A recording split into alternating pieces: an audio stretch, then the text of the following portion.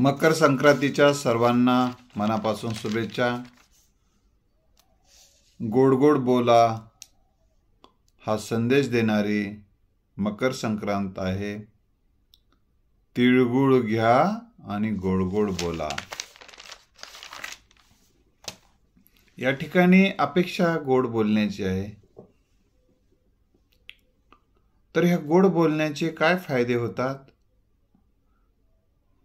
गोड बोलण्यासाठी काय करावं लागते?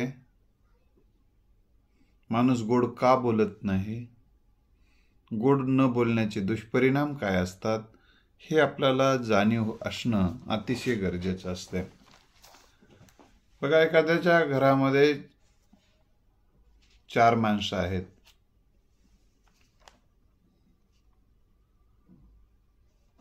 आणि ते एकमेकाला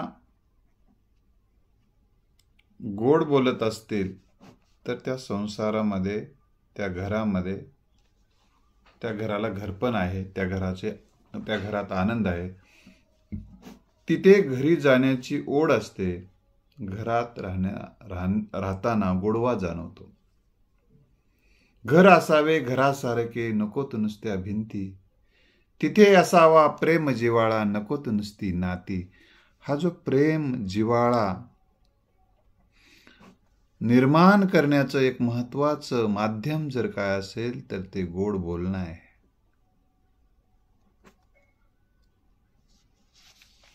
केवळ गोड वागूनच चालत नाही, तर गोड बोलावं लागतं। गोड वागणं म्हणजे एखाद्याला वस्तू आणून देणं। समजा कृती, 2 बाजू थोडक्यात सांगतो। कृती गोड असणं आणि उक्ती गोड असणं। कृती गोड म्हणजे काय? एखाद्याने तुम्हाला जे पाहिजे ते आणून दिलात तुम्ही कष्ट करून, खर्च करून, किंवा एखादी वस्तू तयार करून दिलास, किंवा आता समजा एखादी गृहिणी आहे आणि गृहिणी आहे, पुढच्याला भूक लागलेली आहे घरातल्या व्यक्तीला, आणि ती त्याला जेवण करण्यासाठी खूप कष्ट करायली, जेवण करून देण्यासाठी, आणि जेवणही तयार केले आणि वाढताना म्हणाली, खाय मर, घातलं तुझ्या मड्यावर, आता खाय, मला हे काय करावंच लागते। मग अशा त्याची ती जी उक्ती आहे ना ती गोड नाही। त्यांनी पदार्थ केले ते गोड, परंतु तिची उक्ती गोड नाही। म्हणून कधी कधी असं म्हणतात की तिचं तोंड बरं नाही। तोंड बरं नाही म्हणजे काय? तिचं म्हणजे त्याचं पण असते, तिचं आणि त्याचं दोघाचं पण, नाहीतर तिचं म्हणलं तर अजून एक अन्याय होऊ शकते एका गटावर। त्याचं आणि तिचं असं म्हटलं म्हणजे बरं। हे गोड बोलणं म्हणजे काय? बोलण्यामध्ये काय असलं तर ते गोड असते, हे मी तुम्हाला सांगणार आहे। कसं ओळखावं ते गोड बोलणं वगैरे वगैरे असं, हे आपण बघूया। जीवन जगण्यासाठीचा, जीवन हा एक जीवनामध्ये अनिवार्य असा भाग आहे जे बोलणं आहे, जे संवाद आहे। हा संवाद आपल्याला नित्य करावा लागतो। जोपर्यंत आपला शेवटचा श्वास आपण घेतो तोपर्यंत संवाद चालू असतो। संवाद हा 2 प्रकारचा असतो। एक आत्मसंवाद म्हणजे स्वतःशी स्वतःच बोलणं, आणि दुसऱ्यांशी गोड बोलणं किंवा दुसऱ्याशी बोलणं, हा सुद्धा एक संवाद आहे। मग दोन्ही संवाद हे गोड असले पाहिजे। गोड असणं म्हणजे काय? ते हितकर असले पाहिजे, स्वतःसाठी आणि इतरांसाठी। स्वतःशी बोलताना सुद्धा माणसानं हितकर, दिशादर्शक, उत्साहवर्धक, आनंददायी, आत्मविश्वास वाढवणारं, प्रेरणादायी, प्रोत्साहन देणारं, आत्मसन्मान वाढवणारं असलं पाहिजे। सुरुवातीला आपण आत्मसंवाद म्हणजे स्वतःशी बोलणं। पहिला जी माणसं स्वतःशी चांगलं बोलतात तेच इतरांशी चांगलं बोलतात। म्हणून ज्यांच्यामध्ये आत्मसन्मान असतो तेच दुसऱ्याचा सन्मान देखील करू शकतात। स्वतःच गेलेली केस वाटत असेल तर दुसऱ्याला तो माणूस कसा सन्मान देईल? म्हणून स्वतःचा सन्मान करणार बोलणं म्हणजे काय? आपल्यातल्या असलेल्या गुणाबद्दलचं कौतुक आपण आपलं करून घेणं. आपण केलेली सेवा, आपण केलेलं सहकार्य, आपण मिळवलेलं यश, त्याबद्दल आपण आपल्याला शाबासकी दिली पाहिजे. तुम्ही बऱ्याचदा आपण इतरांकडून प्रमाणपत्र मागत असतो. मी कसं बोललो, माझं भाषण कसं झालं, किंवा मी हे निर्णय कसा घेतला, मी ही कृती कशी केली. पण ती तुम्ही स्वतःला विचारलं पाहिजे मनाला, ती हितकारक आहे का स्वतःसाठी आणि इतरांसाठी? ती कायदेशीर आहे का? म्हणजे बेकायदेशीर तर नाही ना? स्वतःचा उत्साह वाढवणारी आहे का? आनंद देणारी होती का? तुम्हाला आनंद वाटला का बोलल्यानंतर? ती कृती केल्यानंतर मनापासून आनंद झाला का? मनापासून बोलतानाच आनंद नाही तर त्याचे परिणाम देखील आनंददायी आहेत का? त्याचे परिणाम देखील हितकारक आहे का? हे तपासलं पाहिजे. काही जणाला दारू पिल तेव्हा बरं वाटते, पिताना पुन्हा पश्चाताप करतात, याला गेले रे पैसे. आता आरोग्य डॉक्टरनं म्हणलं होतं पिऊ नको म्हणून, पिणं झाल्यानंतर ते स्वतः विचार करतात आणि पश्चाताप करतात. म्हणजे तुमचं बोलणं पश्चातापकारक, त्रासदायक जर वाटत असेल तर ते बोलणं गोड ठरणार नाही, गोड असणार नाही. आता हे गोड कसं जाणवतं? तर तुमच्या मनाला समाधान देते. वेची ते वचन जेणे राहे समाधान. तुकोबारायांचं हे वचन आपल्याला घेण्यासाठी सांगते. कारण आपण जे घेतो तेच देतो ना. आपण जर उत्साहवर्धक वाचत असू, उत्साहवर्धक प्रेरणादायी वाचत असू, आत्मविश्वास वाढवणारं वाचत असू, इतराला सन्मानजनक कसं बोलावं हे वाचत असू, ते शिकत असू, हितकारक काय आहे, अहितकारक काय आहे लक्षात घेत असू, तरच आपण जे आत आहे ते बाहेर येते. ते आणि चांगलं निरीक्षण करत असू, चांगलं पाहत असू, चांगलं बोलत असू, तर त्याच्यातून आपलं मन चांगलं बनते. चित्तामध्ये चांगल्या गोष्टी साठवल्या जातात, त्याच आठवल्या जातात. ज्या आठवल्या जातात तेच बाहेर येतात. त्यामुळं गोड बोलणं हे अशा पद्धतीचं इतरांना समाधान, शीतलता, जशी सावली शीतलता प्रदान करते, तेव्हा आपलं जर बोलणं इतरांना आणि स्वतःला शीतलता प्रदान करणारं, सावलीसारखं वाटणारं असेल तर ते गोड बोलणं आहे. आता साखर गोड हे जिभेला जाणवते आणि गोड बोलणं हे मनाला जाणवते. बरं वाटते त्याचं बोलणं ऐकून, किती छान बोलला माय, किती छान बोलला. म्हणून तुम्हाला जर हे छान स्वतःला वाटणारं आणि पुढच्याला वाटणारं जर बोलता आलं तर घराचं गोकुळ होऊ शकते. घराचं गोकुळ, जिथं तुम्ही राहता तिथलं गोकुळ होते. मग तुमची लोक वाट पाहतात. मग मित्रपरिवार असेल, शेजारी असतील, कार्यालय असेल, तुमची संघटना असेल, जिथं काही तुम्ही जर प्रेरणादायी, प्रोत्साहन देणारं, हितकारक, आनंददायी, सन्मानजनक जर बोलत असाल तर तुम्हाला सांगतो लोक तुमची वाट पाहतात. नाहीतर तुम्हाला तुमच्या बाजूनं लोक निघून जातात. काही जण आता सत्य बोलणं, सत्य सुद्धा बोलत असताना आपल्या अतिशय प्रिय व्यक्तीला जसं आपण सत्य सांगतो, परंतु त्याला वेदना होणार नाही याची जाणीव घेऊन सांगतो. उदाहरणार्थ डॉक्टर काय करतात, किंवा औषध कंपन्यावाले काय करतात, एखादं कटू औषध असेल, ते घेत असताना गोळी जिभेला खूप त्रास देणार असेल तर त्याला वेस्टन लावतात आणि त्याच्यामध्ये भरतात ते औषध. आणि मग ती गोळी तुम्हाला घेताना त्रास देत नाही, पण ते कटूच आत सोडतात. तसं तुम्हाला जे काही कटू सत्य आहे ते जरी सत्य असलं तरी पुढच्याला सहन होणारं नसलं तरी त्याला ते देत असताना अतिशय व्यवस्थित पद्धतीनं ते पोहोचवतात. आता उदाहरणार्थ सांगतो. आता हे कटू आहे, सहन न होणार आहे, पण सत्य आहे.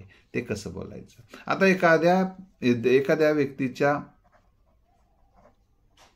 व्यक्तीचा मृत्यू झालेला आहे आणि हे मृत्यू त्याच्या बायकोला, त्याच्या लेकीला, त्याच्या लेकाला म्हणजे पोराला सहन न होणार आहे आणि ते आत्महत्या पण करू शकतात. असं जर वाटलं किंवा त्याला अटॅक येऊ शकतो किंवा अगोदर अटॅक आलेला असू शकतो, त्यामुळे पुन्हा अटॅक आला तर त्याला सहन होणार नाही, म्हणून त्याला बोलत हे तर बातमी तर देणं गरजेचं असते. मग त्याला हळू सांगतात. हे गोड बोलणं कसं असते सांगायला, तर थोडी त्याची तब्येत ठीक नाही म्हणतात. असं आहे का? काय झालं? हो, थोडंसं दवाखान्यात ॲडमिट केलं आहे. बरं, मग तब्येत आता कशी आहे? हां, बरी आहे. तरी पण चला बघायला जाऊ. घाला कपडे वगैरे, त्याला हळूवार गाडीत बसवतात. मग त्यातून त्याची थोडी थोडी मानसिकता तयार करतात. पुढच्याची मानसिकता पाहून आणि पुढच्याची मानसिकता तयार करून त्याला सहन होईल अशा पद्धतीने हळूहळू पद्धतीने तो संदेश देणं हे गोड बोलणं आहे. लक्षात आलं का? म्हणजे त्याला त्या घातक परिणाम होणार नाही, परंतु आपल्याला जो काही मेसेज द्यायचा ते देणं हा गोड बोलण्याचाच एक भाग आहे. मग हळूहळू पद्धतीनं त्याच्या लक्षात येते हे काहीतरी मला सांगत नाहीत, लपवत आहेत, परंतु काहीतरी वेगळं घडलेलं आहे. मग त्याच्या मनाची तयारी होते. म्हणून मनाची तयारी आपल्या मनाची तयारी करून जसं बोलणं गरजेचं असते तसं इतरांची ऐकण्याची तयारी करून, मनाची ऐकण्याची तयारी करून बोलणं सुद्धा गोड बोलण्यासाठी आवश्यक असतं. म्हणून एखाद्याला काम सांगायचं जरी असलं आणि ते आपलं बोलणं त्याला गोड वाटावं असं वाटलं तरी त्याला पहिल्यांदा जीव खाऊ घालतात आणि मग त्याला हळूवार सांगतात. लक्षात, म्हणजे त्याची मनस्थिती तयार करतात किंवा एखाद्या गोष्टीचे फायदे सांगतात आणि मग ती गोष्ट त्याला सांगतात. म्हणजे हे सुद्धा गोड बोलणं आहे. म्हणजे त्याची मनस्थिती तयार करा. म्हणून घरामध्ये एखाद्याची त्याला मनाची तयारी करून आपण जेव्हा बोलतो तेव्हा त्याचा परिणाम चांगला होतो. आता दुसरा एक महत्त्वाचा भाग म्हणजे कधी कधी माणसं गोड बोलतात, परंतु गोड बोलून माझा घात केला असं काहीतरी म्हणतात काही जण. गोड बोलून केसानं गळा कापला, गोड बोलून माझा घात केला, अशा पद्धतीनं बोललेलं तुम्ही ऐकता. असं गोड बोलून काटा काढला अशा पद्धतीने काही जण बोलतात. आता लक्षात ठेवलं पाहिजे, गोड बोलून काटा काढणं म्हणजे त्याला संपवणं, त्याचं नुकसान करणं हे खलनायकी प्रवृत्ती आहे. आणि अशी माणसं जे काही गोड बोलतात त्यांचा ओठच गोड बोलतो, त्यांचा अंतकरणामध्ये खोट असते. आता ही अंतकरणातली खोट कशी कळेल? तर तुमचं मानसशास्त्राचं ज्ञान चांगलं पाहिजे. तुम्हाला माणसाच्या विविध वृत्ती प्रवृत्तीचं ज्ञान पाहिजे, अनुभव पाहिजे. त्याच्या बोलण्यामागचा त्याचे ओठ काय बोलालेत पण त्याच्या पोटात काय आहे हे कळणं म्हणजे हे जाणणं आहे, हे ते ज्ञान आहे. आणि यासाठी तुम्हाला अनुभवच घ्यावे लागतात. आणि मग कोणी काय बोलते त्यावेळेस त्यांना बोलल्याबरोबर आपण बोललं की करायला सुरुवात करतो. कधी कधी त्यानं बोललं आपल्याला कधी कधी म्हणतात, आता तुम्हाला मी व्यायाम शिकवत आहे, अशा पद्धतीनं हे करा, असं शिकवलं, सुरूच करतात. अगोदर ते शिकतच नाहीत. समजून घेणं. प्रतिक्रिया देत असताना त्याची क्रिया समजून घेऊन प्रतिक्रिया दिली तर ती क्रिया जशी चांगली होते, तसं प्रतिक्रियेवर सुद्धा प्रतिक्रिया देताना आपण क्रिया करतो, तो प्रतिक्रिया देतो. त्याची प्रतिक्रिया काय आहे, त्याचे शब्द काय आहेत, पण शब्दामागचा अभिव्यक्ती पद्धतही समजून घेता आली पाहिजे. गोड बोलला, बऱ्याचदा काही जण असं म्हणतात की मी तर गोड बोललो, बघा काय बोललो, त्याला मी काय चुकीचं बोललो की काय, अशा पद्धतीने बोलतात. पण गोड त्याचे शब्द बरोबर असतात, परंतु त्याच्या शब्द बोलण्याची जी पद्धत असते ती गोड नसते. उदाहरणार्थ मी तुम्हाला सांगतो, एका बापानं आपल्या लेकीला गोड बोलायचं प्रशिक्षण द्यायला सुरुवात केलं. बाई, गोड बोलायचं, कोणालाही गोड बोलायचं, कारण गोड बोलण्यानं आपलं जगणं धड होते, त्याचे फायदे होतात. मग तिनं उदाहरणं द्या म्हणले, कसं बोलायचं. मग घरी कोणी आलं तरी या, बसा, पाणी देऊ का, चहा घ्याल का, किंवा अशा पद्धतीनं, किंवा या, बसा, किंवा या पद्धतीनं कोणी सुरुवातीला नमस्कार, अशा पद्धतीनं तो सांगायचा. मग एका दिवशी मी हे सगळं वेगवेगळं सांगायलात म्हणले, लिहूनच द्या म्हणले. मग घरामध्ये बोर्ड होता, त्या बोर्डवर त्यानं लिहून दिलं. कोणी आले आपल्या वयापेक्षा तर नमस्कार करायचा.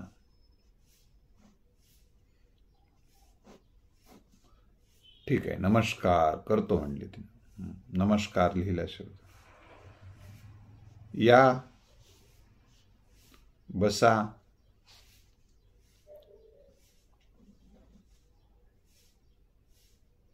मग त्यांनी काही सांगायचं होतं का,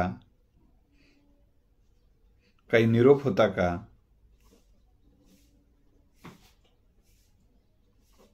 बाबा घरी नाहीत,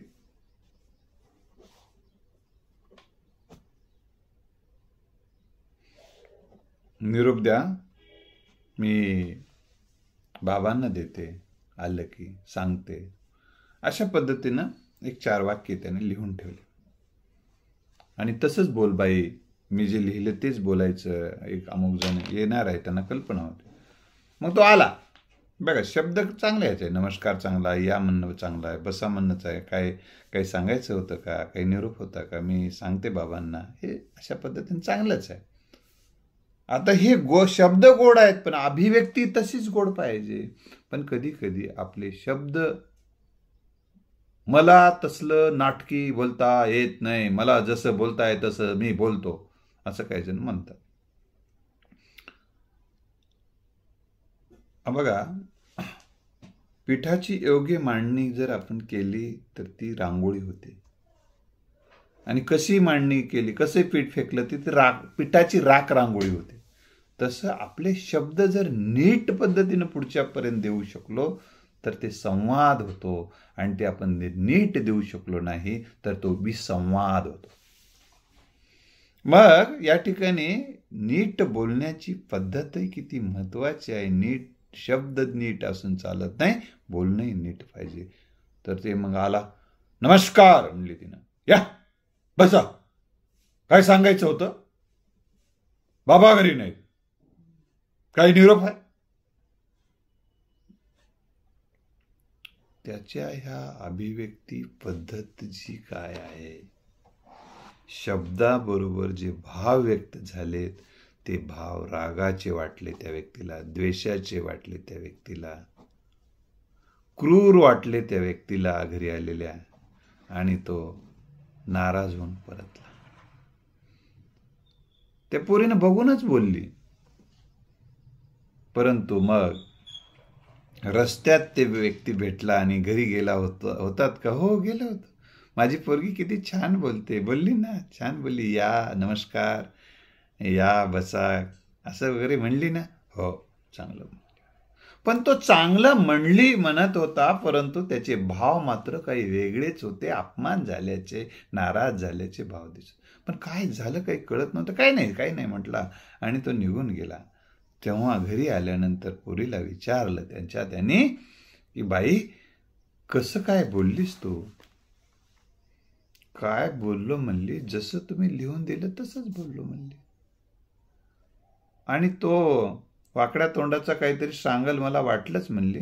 मला दिसायलंय तुमच्या बोलण्यावरून म्हणली, म्हणून मी रेकॉर्ड करून ठेवले म्हणली. तर मी बोलताना अगोदरच मग रेकॉर्ड ऐकली, परंतु त्यानं म्हणली, बाई मी लिहिलेलंच बोललीस, हे गोडच होतं, परंतु तुझं बोलण्याची जी पद्धत धड नव्हती. म्हणून बोलणं गोड, आशय गोड असून चालत नाही, विषय गोड असून चालत नाही. फक्त त्या विषयाची अभिव्यक्ती, आशयाची अभिव्यक्ती देखील सन्मानजनक असणं अतिशय गरजेचं असते. हा एक मुद्दा महत्वाचा आहे.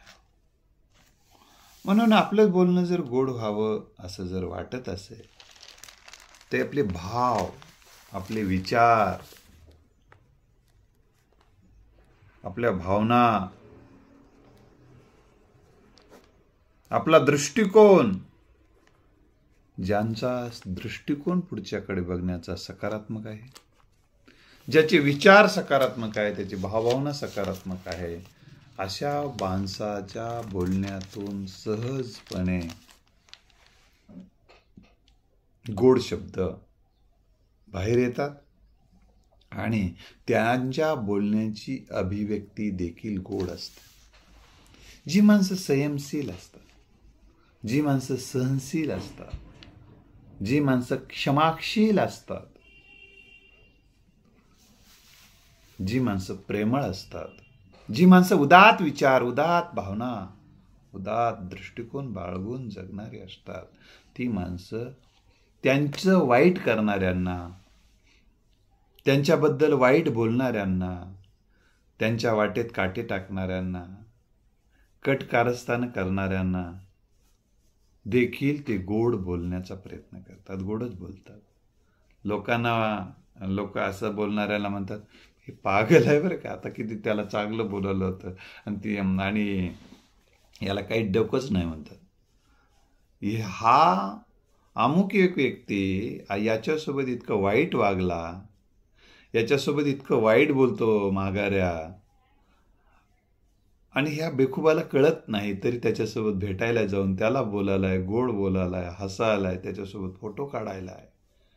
याला बेअक्ली आहे अशा पद्धतीनं काही व्यक्तीबद्दल माणसं बोलतात. याचा अर्थ तो बेअक्ली आहे का? म्हणजे शत्रूसोबतही चांगलं, हा तर शत्रू समजतच नाही ना. पुढचा व्यक्ती याला शत्रू समजत असूनही हा जर चांगलंच बोलत असेल तर हा कशाचा प्रकार आहे? तर ह्या जी माणसं, म्हणून तुम्हाला सांगितलं, जी माणसं सकारात्मक असतात, सकारात्मक विचार बाळगून जगतात, सकारात्मक दृष्टिकोन बाळगून जगतात, सकारात्मक भावना, सकारात्मक कल्पनाने भरून असतात, उदात्त भावना, उदात्त विचार, उदात्त कल्पनेने भरून असतात, जी सहनशील असतात, क्षमाशील असतात, ती माणसं हे परमेश्वरा ते कसं बोलतील, कसं वागतील, हा त्यांच्या संस्काराचा भाग आहे. त्यामुळे त्याला क्षमा कर अशी भावना बाळगून त्यांच्याबद्दल चांगलेच बोलतात. एका व्यक्तीला विचारण्यात आलं, अहो ते तुमच्याबद्दल वाईट बोलते, तुमच्याबद्दल वाईट कृती करते, तरी तुम्ही त्यांच्यासोबत चांगलं कसं काय बोलू शकता? त्यानं म्हणला, तो त्याच्या संस्कारानुसार वागतो. त्याच्या आईवडिलांनी त्याला जसे संस्कार केले, तो त्याच्या आईवडिलांच्या संस्कारानुसार वागतो, वाईट वागतो. माझे आईवडील आणि माझ्यावर चांगले संस्कार केले, म्हणून माझ्या संस्कारानुरूप मी आविष्कार करतो, तो त्याच्या संस्कारानुरूप आविष्कार करतो. मग त्याच्यानुसार मी कसं काय वागू? माझे जसे संस्कार आहेत तसं मी. एकदा एका नदीमध्ये एक साधू आंघोळ करत होता. साधू आंघोळ करत असताना एक कीटक पाण्यातला त्याला थोडं जाऊन चावत होतं आणि तो बाजूला फेकत होता, त्याला बाजूला सोडून देत होता, मारून टाकत नव्हता. तेव्हा त्याच्या शिष्याने विचारलं, ते एवढूसा कीटक तो चावणं सोडणार आहे आणि त्याला तुम्ही कापून का टाकणार, मारून चिरडून का टाकणार? तेव्हा महाराजांनी सांगितलं, त्याचा धर्म चावणे आहे, त्याचा स्वभाव चावणे आहे. तर माझा स्वभाव, माझा धर्म त्याला क्षमा करणे आहे. कुत्र्यानं भुंकलं म्हणून आपणही भुंकू लागलो तर याला कुत्र चावलंय, पिसाळलेलं, आणि हा वेडा झालाय म्हणून बांधून याला दवाखान्यात नेलं जाऊ शकते एखाद्या माणसाला. म्हणून त्या माणसाने कुत्र्यासारखं वागणं बोलणं जर करू लागला तर हे पिसाळलंय, भुंकायले म्हणून त्याला पण दवाखान्यात ॲडमिट केले जाते. लक्षात आलं? म्हणून त्यानं सांगितलं की असं करायचं नसतं. एकदा प्राचार्य नरहर कुरुंदकर, ज्येष्ठ विचारवंत नांदेडचे, त्यांना कुरुंदकर गुरुजींना एकाने जाऊन सांगितलं, गुरुजी, हा माणूस तुमच्या विरोधात लिहितोय, तुमच्या विरोधात बोलतोय, असं तुमच्या विरोधात असं वागणं बोलणं ते ठीक नाही, तरी तुम्ही त्याला काही बोलत नाही, त्याला काही म्हणत नाही, त्याला कसं काय सहन करता, त्याला का उपडून का फेकत नाही? अशा आशयाचं तो बोलला, शब्दशः म्हणजे आशया असं सांगण्यात आलं. तेव्हा गुरुजी त्यांना म्हणाले, त्यांना म्हणाले, मी लावलेलं झाड आहे ते, मी ते झाड उपटून टाकत नाही. मी लावलेलं झाड आहे ते मी त्याला उपटून टाकत नाही. म्हणजे ही उदात्त दृष्टी, हा उदात्त दृष्टिकोन हे या संदर्भातून लक्षात येते. तर माणूस गोड का बोलू शकत नाही? तर जेव्हा पुढच्या व्यक्तीबद्दल आपल्या मनात द्वेष असतो, आपल्या मनामध्ये काही गैरसमज असतात, माणूस म्हणून द्वेष असतो, माणूस म्हणून गैरसमज असतात, माणूस म्हणून राग असतो, माणूस म्हणून एक मत्सर असतो,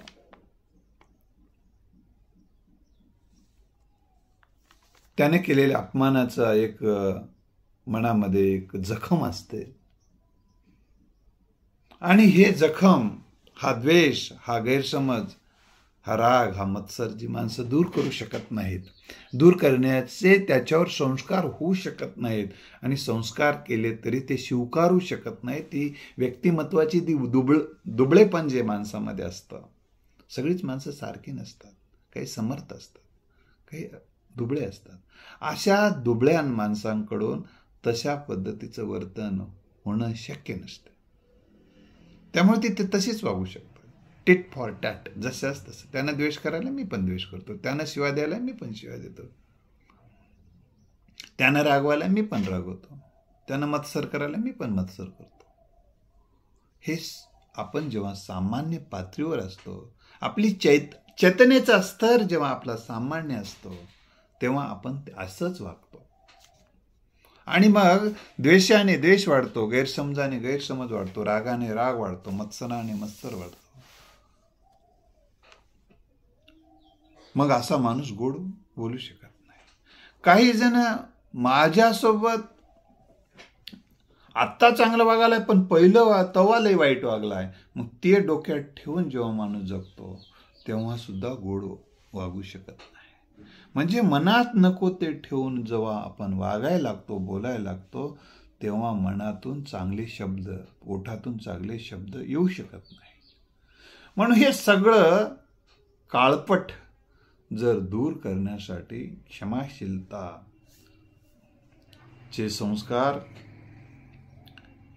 सद्विचाराचे संस्कार अंगीकारणं तरच ते शक्य होऊ शकते.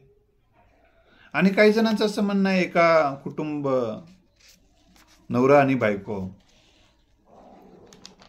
ते बायको म्हणाली की बायकोची तक्रार होती त्या, म्हणजे ते स्त्री आणि दुसरा पुरुष. ती बायको म्हणाली की हे माझ्या नातेवाईकाला गोड बोलत नाहीत. मग त्या महाराजाकडे गेले हे दोघ जण. महाराज म्हणाला की खरं आहे का हे, तुम्ही गोड बोलत नाही का? त्या पुरुषाला विचारलं. हो बरोबर आहे म्हणलं, तिचं बोलणं बरोबर आहे. का बरं बोलत नाही? ती माझ्या नातेवाईकाला गोड बोलत नाही म्हणून मी तिच्या नातेवाईकाला गोड बोलत नाही.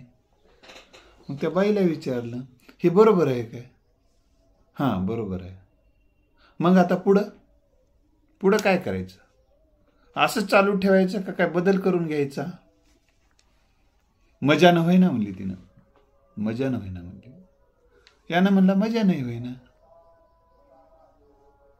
मग आता समजा वर्तनामध्ये परिवर्तन आपण घडवूनच आणू शकणार नाही, तर परिणामाची, सकारात्मक परिणामाचा आपण लाभच घेऊ शकत नाही.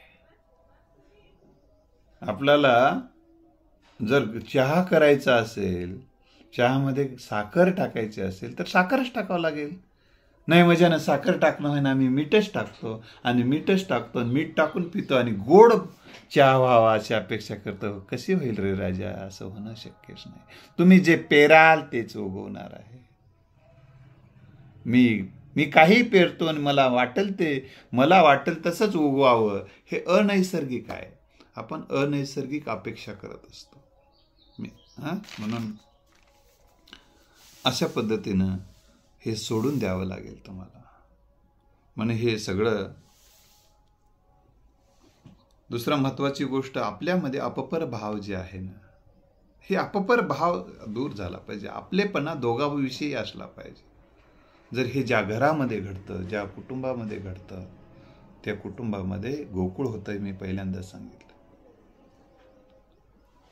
एका महिलेला विचारण्यात आलं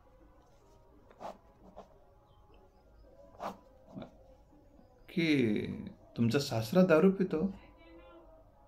हो दारू पितो. कशाला? मूत पितो म्हणली. मूत. बापरे. बघा हे शब्द. दारू पित नाही म्हणली त्यानं, मूत पिते. दारूच काय, मुताड पिते म्हणली. मुताड. बरोबर. तिला म्हणले तुमचा बाप?